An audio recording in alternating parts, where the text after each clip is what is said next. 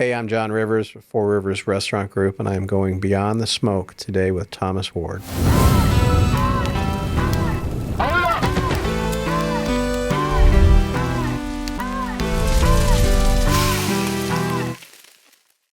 I visited Texas multiple times, and the camaraderie of, everybody that does barbecue in town is crazy. Here or Texas? Texas. Yeah. Texas. It's such a religion there. Yeah. Almost, you know what I mean? And all the guys share knowledge and all the guys talk. And then here, I think we've been taught, like, oh, that's your competition. Like, don't stay away. I don't buy that. Anytime anybody that's ever called us or asked for help or come see the smokers or even for recipes, I'll hand them out. And, all those years, I was in healthcare before this. Right out of college, I went into healthcare. I was in healthcare for 20 years. 20 years. I was an executive in healthcare, and that was really what I did. Right. And I started, I married a Texan. Okay. I lived in Dallas for a while, and that's where I discovered brisket for the first time, because I grew up here in Florida. Okay. In the 60s and 70s, you didn't have beef. You had pork, everywhere, and it's fine. So I grew up at Bono's and Sonny's and Woody's. I grew up in Jacksonville, places like that. And, barbecue always had a place in my heart, because my grandpa and I, to the day he died when he was 92, we would go to Bono's on Beach Boulevard every Wednesday night. Okay. And we'd sit at the counter and we'd watch the guy in the pit, working and stuff. And it didn't matter what came out. It was just time with him, So I had this feeling, this great affinity toward it. And then I go to Texas, and my wife, my to-be wife, we were young at the time, she introduces me to all of her cousins, who are all guys. And these guys, man, they hunt deer, they boar, they smoke it. And I didn't have a smoker at the time. And she introduces me as, he's a barbecue guy. He really, trying to help me fit in and everything. So we're drinking beers and we're hanging out. And it was Thanksgiving dinner. And we sit down, and on the table, there's this, beautiful smoked turkey. Okay. And next to it was this black piece of meat. And, I looked at it, and I made the mistake. I said, "What is that?" Uh-oh. Oh, God. They lambasted me. And I'll tell you what, we were all drinking. We're young. Testosterone's going. I'm highly competitive. And I said, well, I'll tell you what, I'm going to learn how to smoke brisket better than any Texan out there. No idea what I was saying. No idea what I was doing. Didn't he own a smoker at the time? Okay. And I'll tell you what, Tom, it took me 18 years, literally. And in my job in healthcare, I covered the whole country. So I got to travel. And my assistant, God bless her, she would set my flight schedule back in time for me to visit one or two barbecue places, literally in every city around the entire country. Okay. And I would, what was really cool about that, aside from learning all the techniques and seeing the different regional styles and everything, 9 out of 10 pitmasters, people like you and I walked in, they would bring me back to the back. And talk. Yeah, talk. They want to talk about shop it. And they show. That's what I love about barbecue. There is a camaraderie. And just if you think about, the origins of barbecue, and even growing up, for us it was church, and family, and it was picnic tables, and, all those pieces of it I tried to emulate when we built the first smokehouse. Right. And if you look at our menu today, every meat that's on there comes from best in class that I found from around the country. So my pulled pork I learned from Chris Lilly himself in Alabama. Okay. Ribs came from North Carolina. Chicken came from Georgia. My tri-tip came from California. And my brisket actually is a little more influenced, more of an Oklahoma style. Is it? Yeah, a little bit. It's a little bit different in technique. But, every meat I found out there that I really loved, I came back, and it took me months and months and months just making it. Develop the recipe. Yeah. From the smoke to the wood to the rubs to everything about it. And you know how hard it is. It's one thing to cook in your backyard, for yourself. It's one thing to do it for thousands of people every week. Yes. It's very different. It's a big what were leap. you doing it? Were you using just a stick smoker at that point? Oh, God. My poor wife. Over the years, I got infatuated with it. I bought, my first little one was a little Weber, bullet. Sure. And tore that guy up, and then I get bigger and bigger and bigger. And then I got really fascinated with the science of the smoke.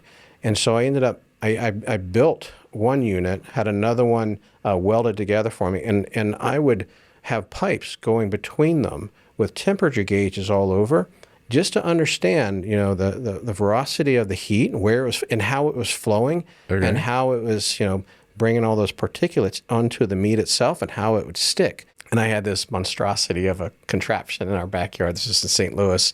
Already installed there. install is a very kind word. It was rubbled together. It was one smoker, with a pipe going the next one. And I go out there and I'm telling the movers, because, they move you and everything. I'm like, yeah, you got to be really careful with this. And she came out, she says, She said, that's not coming. That is not coming to our new house. Like, that's fine. So I built a whole new one. Did you? When I got back here in Florida, yeah. That's funny. Yeah. Yeah, I mean, that's the hard part. You're in that science phase. You try everything. You probably did the same thing, from injecting it to, marinating it. Brisket, that's the hardest protein of all of everything that we smoke, everything we cook.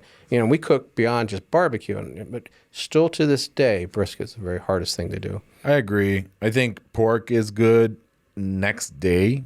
Yeah. I like it more the next day, actually. Yeah, for me. For me. I mean, in the store, we do it fresh every day, but I like it the next day. It grabs more flavor, in my opinion. I love what you've done with the Latin influence in it. It's a little different, No, I think it's brilliant. Yeah, it's a little different. Thrillist we were doing an interview with them, and like, why don't you come down to South Florida and stuff? And I said, I wouldn't bring my concept down there. They're like, no, what would you do? I said, I'd blend it. You would have to change it up make a little like a bit. Barbakoa sometime. You got to go to where the customer is. So I love that you've done that. Now, I really want to taste everything. Yeah, sure. We'll have you over one time and you can taste everything. It's a tiny restaurant, though, so it's over the years, as we've adapted the menu. You try to grow the menu and then you contract a little bit and then adjust it. How did you end up going into the restaurant business? Kind of backwards. I just, ever since I was a kid, I loved to cook. And my first job, back then you couldn't work till you turned 16. And the day I cut grasses and stuff like that before, but the day I turned 16, I went to this pizza place up in Jacksonville. I was just so excited to learn, to be hired as a cook and fill out the application. And they called me back. And I remember my mom dropped me off. She said, sure, this is what you want to do? I said, absolutely. So I go in there, the manager, grabs me by the shoulder. He's walking me around, introducing. And Thomas, he walked me through the kitchen, nods to all the chefs and everything. Then he brings me back to this back little corner where these pots were, and he okay, this is your station. I said, what is this? He said, this is the dishwashing. This is what you're going to do. I said, and literally I was so young and naive and, and gullible. And I said, oh, I'm sorry, sir. I said, I filled out the application. I said, cook. And he looks at me, and he taught me a lot of lessons. He said, you got to work your way up. And so I started washing dishes, and that was my first job ever. And, I learned a great lesson doing that. If you're not doing something that you're passionate about, bring passion into what you're doing. Sure. And it's amazing how, once you change your continence, how it changes everything and everybody around you. Yeah. So I washed dishes, my head was down for a couple of weeks. And actually, I forget, not even a week. The next week I brought, we used to have little tape recorders back then. And I brought my tape deck in, and I had I like Van Halen and Stones. I just did it for my own edification. I put it, above the dishwasher, and I'm, singing and doing it. And all of a sudden, everybody's coming over and they're helping me, put stuff together. Like, this is really cool. So the next day, I brought these tiki lights, and I strung tiki lights all around my dishwashing station. And the manager, sure enough, he came and he noticed. He said, John, you're pretty new. I'm gonna give you a promotion. I'm like, oh, great. I get to finally go cook. He literally walks me through the kitchen again, nods to the cooks, takes me out. He says, now you're our new busboy. I worked my way through high school, and I had to work my way through college. My dad stepped out of my life, and we all had to pay for ourselves getting through. And all 5 years of college, it took me to get through it. All those years, it was in restaurants. Yeah, and the irony is, never once was I ever in the kitchen actually cooking. Oh, really? I was always front of the house, manager, bar, stuff like that. The joke is I had to open my own dang restaurant, just so I could actually get in the kitchen. Yeah. Yes. Yeah. But how I got in it, like I said, I loved it, but I was in healthcare. I was blessed with that and had a great career, and we ran a big business. And but there was a little girl we found out about in our community who was the same age as my daughter, and she was a kindergartner at the time, who had cancer. Okay. And she had a really bad brain tumor. And we met the folks. We didn't know the family, but we met them and tried to help them out with indigent care and drugs and pharmacy. And they finally just realized they needed money. And so I called, let me write you a check. And he says, no. He says, I can't do that. And I hung up the phone. And I never in my life felt such a tangible push. Mm-hmm. It was like, don't give up. You call him back. And I called him back, and literally I had no idea what I was going to say. I was making it up. I said, hey, John, it's me again. He says, yeah, I know. I just told you no. I said, hey, I love to barbecue. And I got egg and on the back. I said, why don't we host a fundraiser for little Megan at your church, which is right here in Winter Park. And I said, I'll do all the cooking. I'll do all the organizing. You invite anybody you want. And all the money we raise will go for her. Now, that's pretty cool. Now, I'd only cook for 20 people, in my backyard. And it wasn't always good, in those early years. 450 people RSVP'd, and it was 10 days later. And you imagine back in your early career, and I didn't know how to cook that much. I didn't have the storage. I didn't have the capacity. You had egg? I had That's egg. it? Yeah. Well, I had my other grill that I had all the built. smokers, but that's still... Nothing. That's a lot. Nothing to feed that many people, and all the sides and the bread. And it was by grace of God. I tell you what, people started showing up. Really? Just out of the woodwork. I mean, literally, Monica calls me up one day, and our office is up in Lake Mary. She says, you better get home. And I said, why? She says, oh, you'll see. So I race home, come down I-4. I come to pull in my driveway, and I had to slam on the brakes. Remember those old smokers on trailers, the big kettle ones, big circle ones and everything? Yeah. There was one. It had to be 14, 15 feet long. And honest to goodness, it had a yellow sticky on it. And it said, hey, John, heard you might need this. Call me when you're done. I'll come pick it up. I mean, crazy stuff like that started happening. And sure enough, pretty cool. 10 days later, we served all those 450 people. We raised lots of money for that beautiful little girl. And nobody got sick. Success. Yes. So that was the start. We called it our barbecue ministry. And literally in my garage for the next 4 years, no restaurant in mind. Right. Anytime kids or schools or churches need money, I'd write them a check. But if they let me, I said, hey, let me bring out my smoker. And, it just grew and grew and grew. And one day I told Monica, my wife, I said, hey, I'm going to go. There's this guy up in Gainesville who's got this smoker. I'm going to get on a trailer, because we're doing so many of these events now. And she says, okay. She had no idea. And it was a Southern Pride. It was a Southern Pride, yeah. I pulled up at home, and she about shot me with that. That last year in the garage, because now I retired. We sold the business, and I started doing the ministry full time. We served over 45,000 people, out of the garage. Never took money for it. It was truly just a ministry. And matter of fact, that first little store that we opened on Fairbanks, because I was doing healthcare strategic consulting at the time, it was supposed to be a commissary that I could just run the ministry out of. Oh, really? Yeah. Okay. And we weren't even licensed as a restaurant. We were licensed as a commissary. We didn't have bathrooms, we didn't have any of that. No outdoor seating. People started lining up, and I said, well, what we'll do is we'll put the food that's left over from the events out. And, I don't know if you ever went in the original one, but had a little teeny, little room that you went in. And it was all glass, and here's all the food, the hot plates in front of you, just like we have today. Yeah. And I put like a little hotel bell on the top. And I said, we won't even know if people are coming in because we'll be in the back cooking. They'll ring the bell. Jimmy Crickets, we opened that in October 26th in 2009. And we had a line that day that went around the building. We only had 12 employees, and Monica and I were 2 of them, so we really don't count. Okay. We were so flat-footed. We couldn't even open that next Saturday. We had to recoup everything, and then all of a sudden we were a restaurant. And thank goodness, the municipality folks love barbecue. They were very lenient, and they came and they said, look, you need to change your license. You need to become a restaurant. You need to build bathrooms. So people ask, you got all this business, you make all this money. Like, no, we didn't. It went right back in. And quite honestly, we were just. Our goal was just to make payroll every week, and this is in 2009 during the crash. Yeah, it was a rough time. Yeah. It was a rough time because a lot of people were looking for jobs. And there wasn't any. There was no. That was a really cool time, though. When you gave somebody a job back then, as opposed to today, how appreciative they were. Yeah. Yeah, because you were taking care of their family. Yeah, when you started. I started with a food truck. Yeah. It was like that. Yeah. It was a different time. It's a different time. And obviously at that time, I feel that you had really good timing because Sonny's and Bubba Lou's were, old and tired at that time. Well, Bubba Lou's was still the king. And Oh Boys was open then too. Yeah, and Oh Boys was doing really well. And, and I I thought we were far enough away from everybody. We picked we couldn't pick really a worse location. I mean, at that time you look at it worse, but it was great for you. Yeah, it worked out great. We had so many people tell me why we were going to fail. When I would tell them, because back then, people didn't eat brisket here. Sure. And I said, we're going to serve, we're going to lead with, we're going to have, fast casual. We're going to serve. I want people to see it. I want them to see the food, because I had to sell brisket.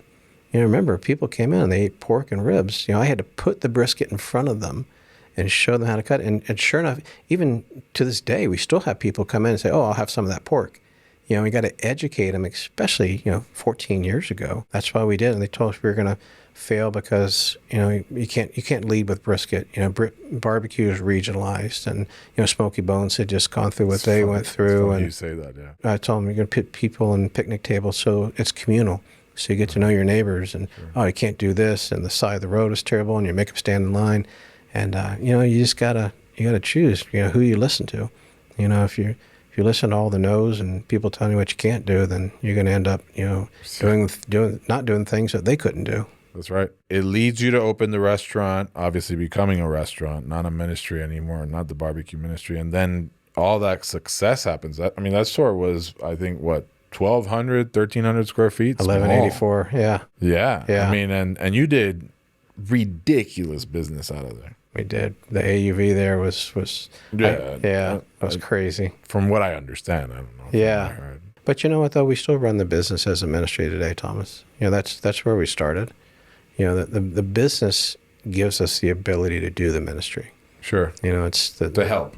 Yeah. Oh, it's the funds. It's the people. It's the touch. We employ 1,000 people today. And I tell the people, I tell all of our managers, your responsibility is to take care of as much as a person walking in the front door, as you do the person walking in the back door. We have the opportunity to make impact in people's lives every single day of everybody that we're around. That's right. As long as we keep that in our forefront, my job is to help every employee or team member understand when you sell a brisket sandwich, it's not about the profit. It's, what you're doing. What that brisket sandwich is going to make a difference in somebody's life with what we do with that money. I agree with you. But explaining that in today's environment is a tough one. It is. We've learned over the years. Yeah. You can do all the research and the surveys and stuff that way with team members. It's not always about the money. As a matter of fact, I think on average, nationally, it ranks fourth. They want to know that they're valued. They want to know that they're part of something that's bigger. Mm-hmm. They want to know that they're heard. I read a stat the other day. It was a Harvard study. It was really fascinating. 1% of the working population will quit. Only 1% if you acknowledge what they're doing and their strength. 22% will quit if you focus on the things that they're doing wrong. 40% will quit if you ignore them. Yeah. Meaning, even if you show them what they're doing wrong, you're still pouring into them, and they feel somewhat heard and seen and appreciated. Really fascinating. More than anything, I think, and I don't know if you share the same sentiment, but we're going into a contraction in the economy, I feel like. And I always say it's the most important thing, people. Yeah. Take care of your people. Yeah. Because at the end of the day, that they're there day in and day out and taking care of guests. Yeah. It's really important that they know that they're taken care of in the back end, like you said, People work for people. They don't work for a paycheck. Paycheck's duplicatable. You can go somewhere else and make the same. You work for people, especially people that you trust. And that's a sign of successful leadership. You ever hear that saying that once they trust your heart, they'll give you their hands? Sure. I told someone the other day that the currency of today's leadership is vulnerability, and honesty. Yeah. And they can actually relate better to you when they see that you're human.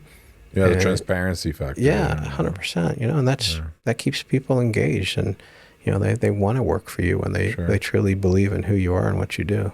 How did you go from that one restaurant? What was the next step? Because I always think growth is so interesting. It really is. I'm fascinated with the business part of it. I'm a horrible operator.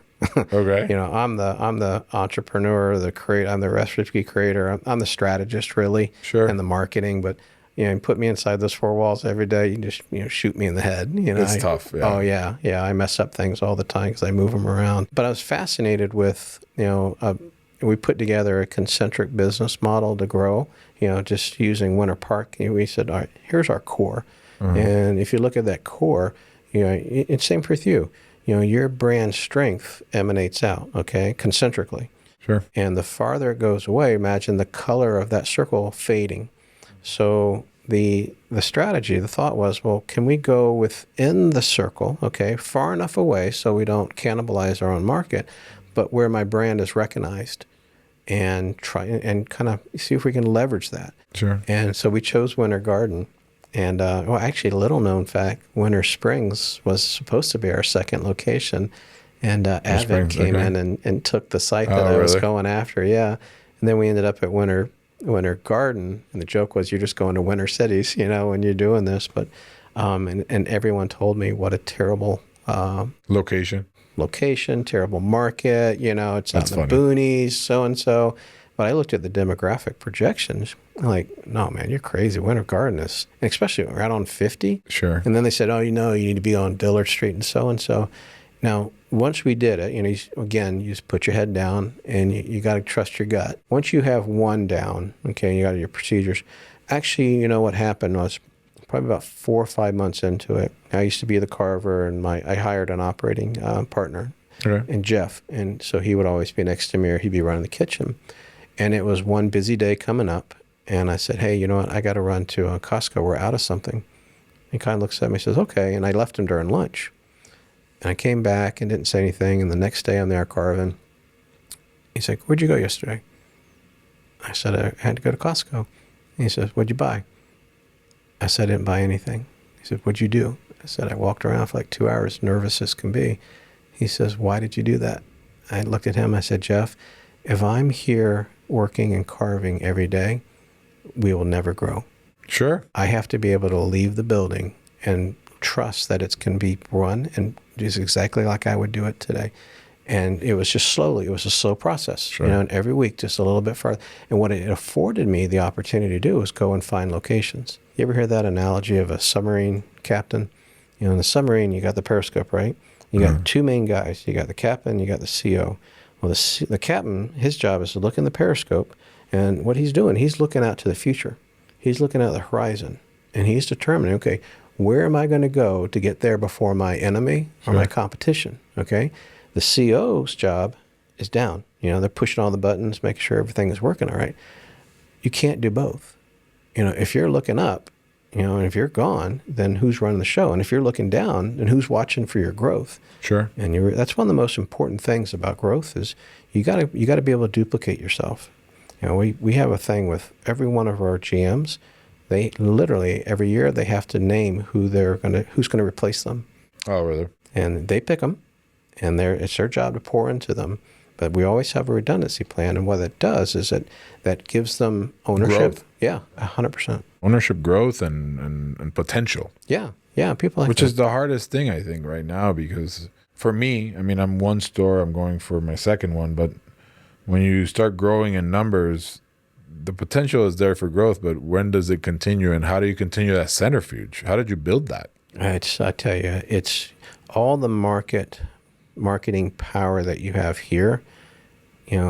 It's very, very, very difficult. I've not seen anybody do it. Maybe Chick-fil-A. Sure. The farther you go away. Sure. And to us, it's evident in AUVs and sales. The farther away we go, it drops off people. People work for people, and people buy from people. And business is a relationship. It's a relationship that you have with the market and with your customers, and they associate with you. They want to. They love the brand, and when they wear your hat or wear your shirt, they want to talk to you. Yeah, absolutely. They want to talk to you. They want to see you at the store. They want to come visit. Yeah. I get texts still like, "Hey, you're gonna be at the store at this time?" I'm like, "No, unfortunately, I can't." Yeah, yeah. It's hard when you going from 1 to 2. When you open you had a second one. Well, yeah, I had a second one, and I messed up. I went into an area too early. Yeah, I think, and I think the location changed while I was there, and everybody moved north of 417, and then COVID happened. Yeah, you have to make mistakes to grow. Yeah. I think that's important. You have to, and you have to be willing to take that risk, or else you can't grow. What do they say? The biggest risk in your life is the unwillingness to take any risk. You went, 9, Winter Garden 11, Longwood 12, and then Jacksonville, Gainesville. It just going out on the outer limits of that, you know. And I was from Jacksonville, so that I was kind of excited to open there because we had a lot of relationships and contacts. Sure. Gainesville, I wanted to test a college city.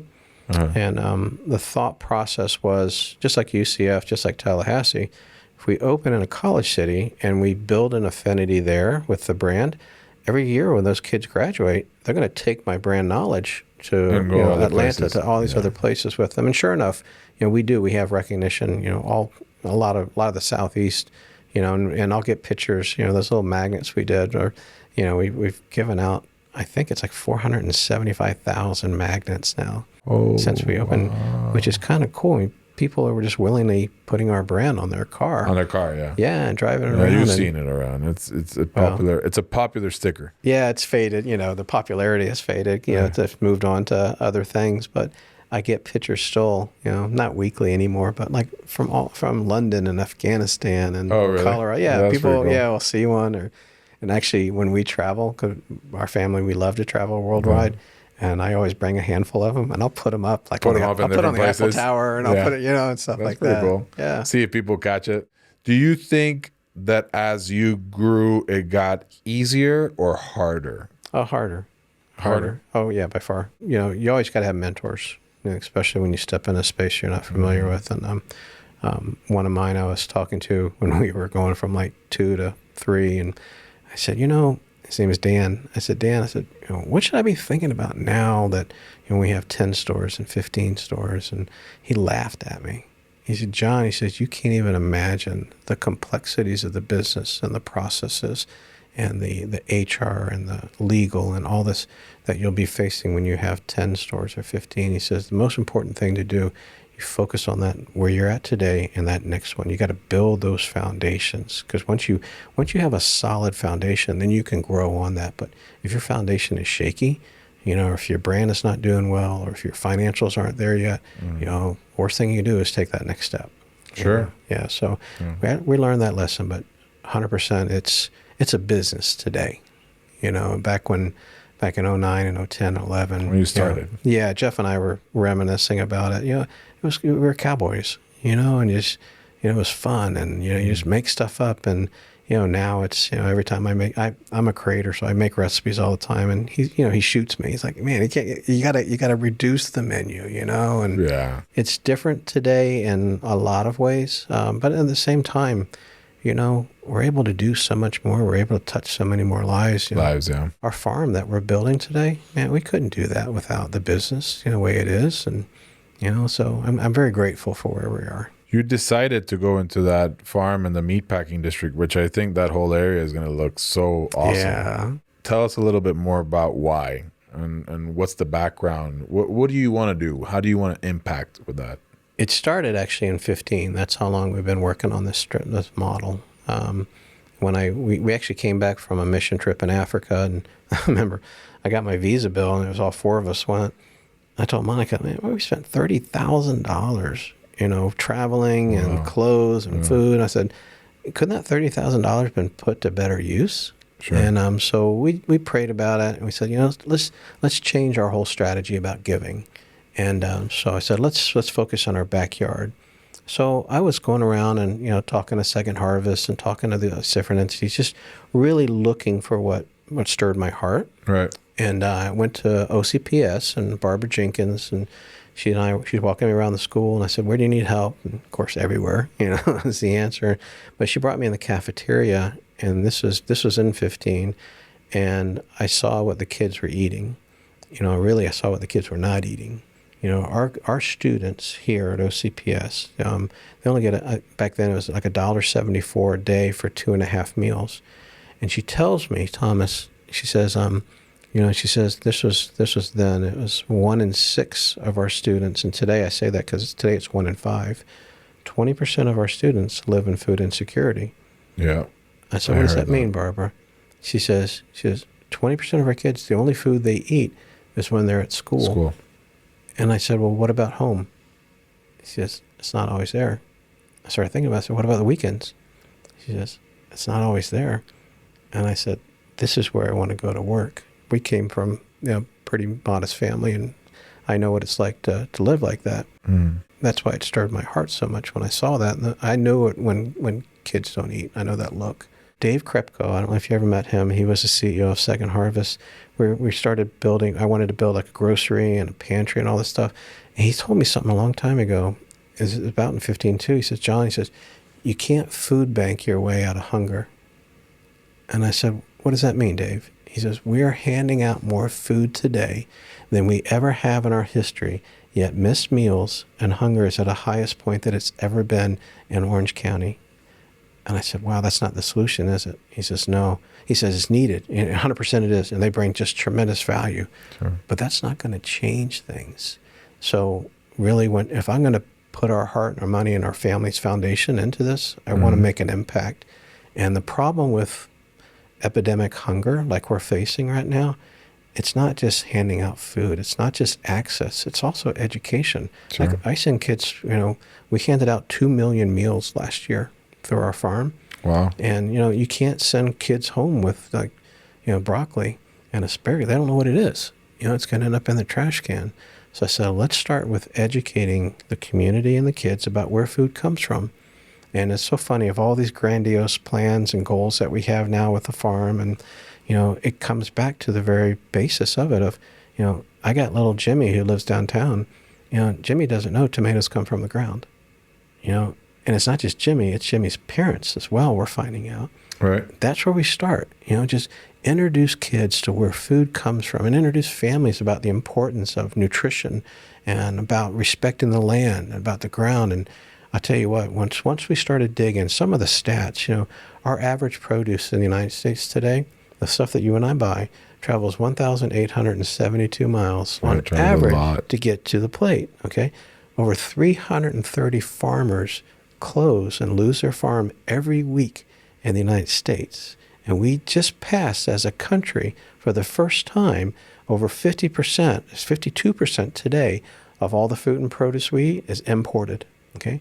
Now you think about it. Why are we bringing all this food in? And why are so many people hungry? We must not be producing enough in Florida, right? In the state of Florida, on an annual basis, nearly 1 billion pounds of produce goes to waste in the fields, never even makes it out.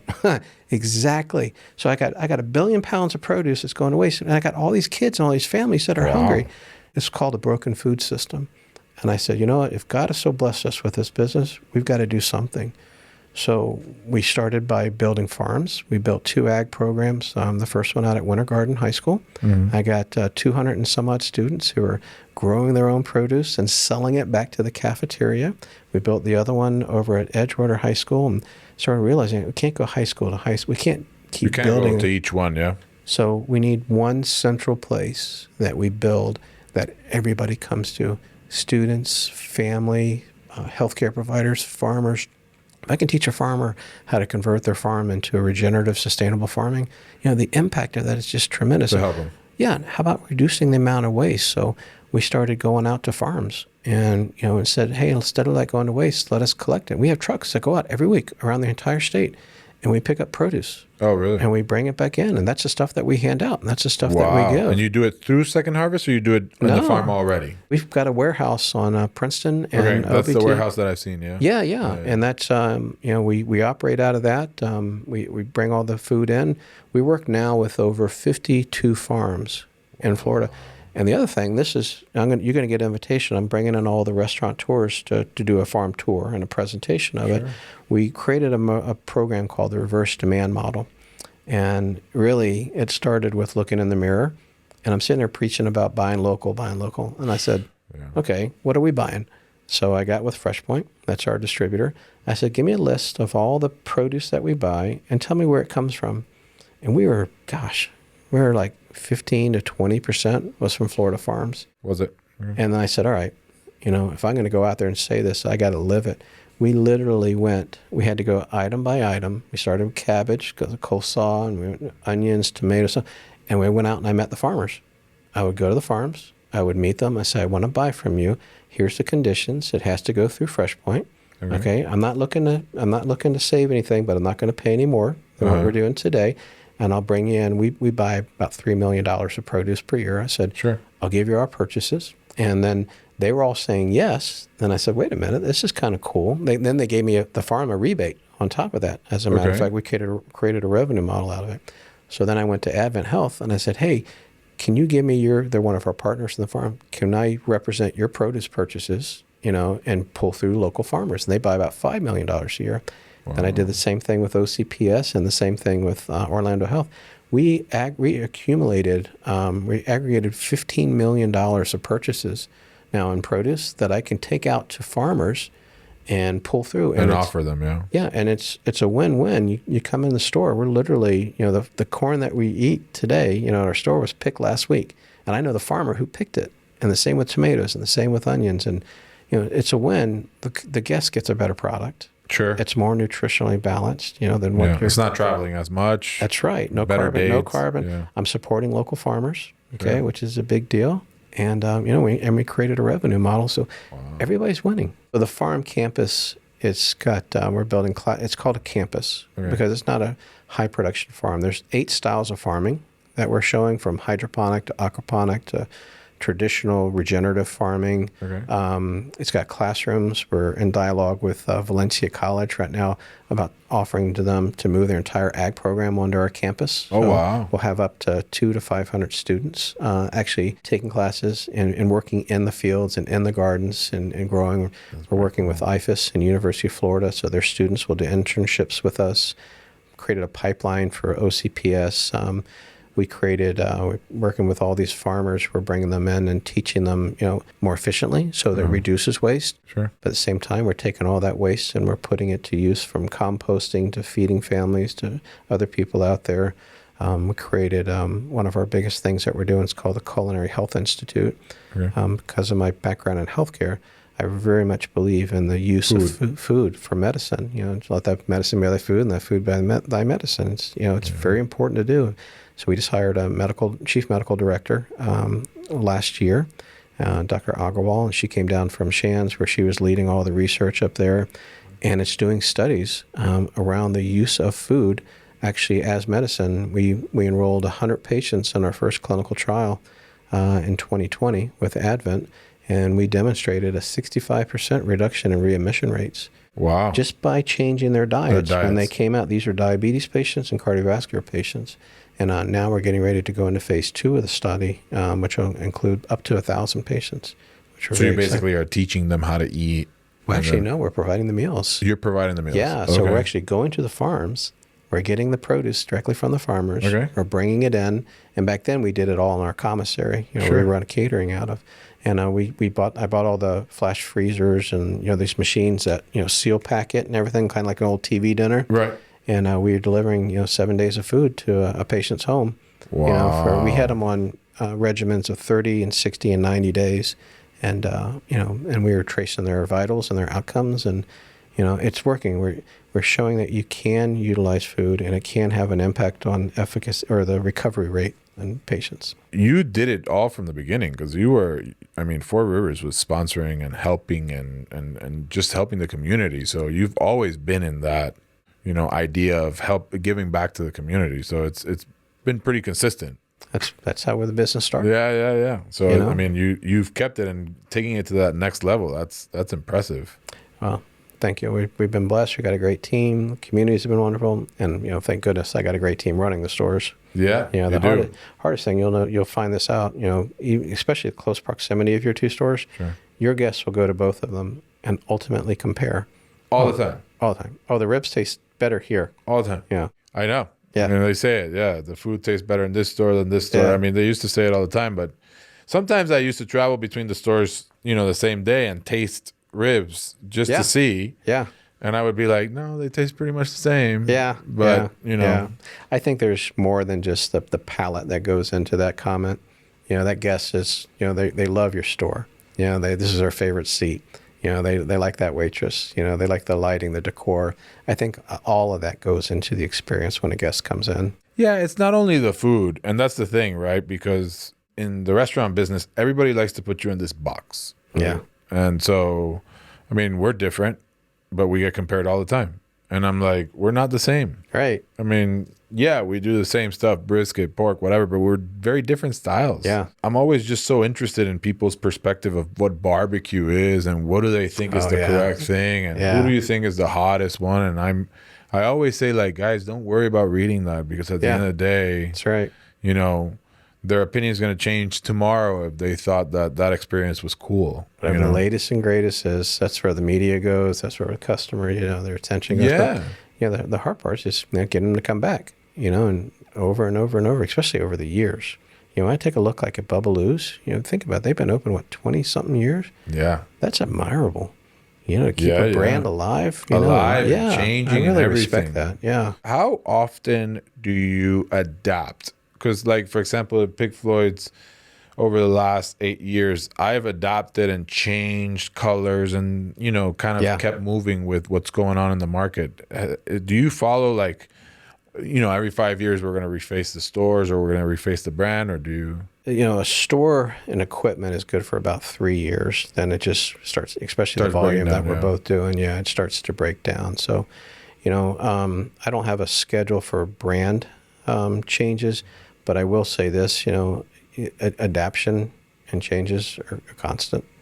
If you think about it, if we're in a market that's constantly changing, okay, this is us, okay, and this is our market, and that market's continuously flowing, okay, whether it's, social media that's influencing them, or economy, or politics, or, their jobs, or so-and-so, or the latest taste that comes out. If we're just sitting still and everything else is going forward, we're actually going backward. Yeah. And you can't do that. And I have learned this too. It's saddening, but I'm also, I do the same thing.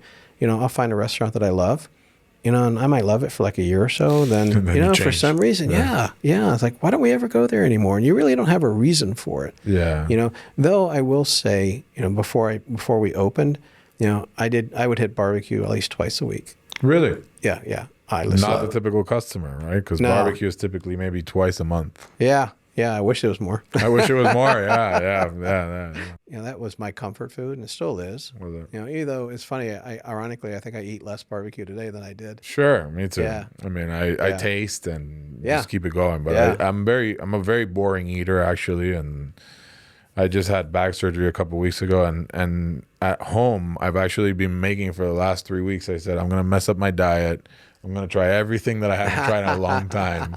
So I started making it at home, and it's been... How fun. It's been fun, but I gained the weight. Yeah. We have 5 brands. So we have 5 different styles of food. Sure. That I'll cook and I'll eat and stuff. And actually, the one I eat the most frequently is probably the Coop, actually. Are you? Yeah, I just love that. Southern. And you're doing breakfast now. Yeah. Well, you've been doing it for a while. We've been doing it for a little while, and it's really took off for us, which is, I'm so grateful. That's what I like. Is I like breakfast. You do. I wake up at 5 or 4 or 5 every day, and I can't help it. I don't use an alarm. It's just, so when it's breakfast, I'm hungry. How did you digest feedback? Because I take it personal sometimes. I don't take it personal other times. I let it go. In the beginning, I learned the hard way. Never read the reviews before you go to bed. Yeah. Oh man, it would tear because we're in this to serve people, which means we have a serving heart, which means we want them to be happy. Sure. And there comes a day you realize, you just can't make everybody happy. You can't. And you can't be everything to everybody. And we have a team that monitors responses, because it's important to me especially if somebody has a complaint, that we got to be quick and respond back to them and acknowledge it and thank them and do whatever we can. I did it for a little while, and I got into an argument or disagreement with a guest because they were telling me that Texas toast was a very traditional Texas barbecue. I'm like, no, dude. I said, I've been well over 100 some odd barbecue restaurants in the country. I said, it might have the name Texas toast, but it's just white bread that they use over this. White bread.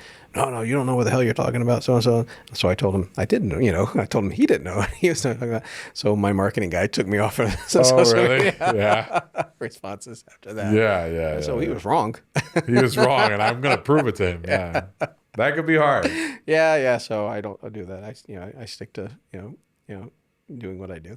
Well, I appreciate your time. Thank you. Absolutely, Thomas. I mean, we've been in the business 8 years and we haven't had a chance to sit. Yeah. So that's great. I appreciate your time. I still get you confused with my Tommy Ward. Yeah, that's what I was going to tell you. We have a Thomas Ward. I've talked to him several times, and I laugh and I say, "Hey, man, how many times do people confuse you with Big Floyd?" Yeah. He's a nice guy. Yeah, you got an asset there. He's a good guy. Yeah, he's running our farm for us. He's running the farm. Yeah. I saw him and I asked him, and he was saying that he's running the farm. That's great. Well, good luck with your new opening coming up. The same with you. Yeah, I hope you get a CO this week. Yeah. Thank you. All right. Yeah, awesome.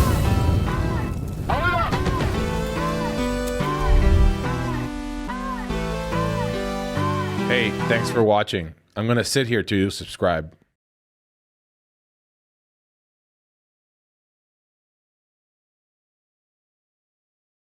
Hello? Subscribe.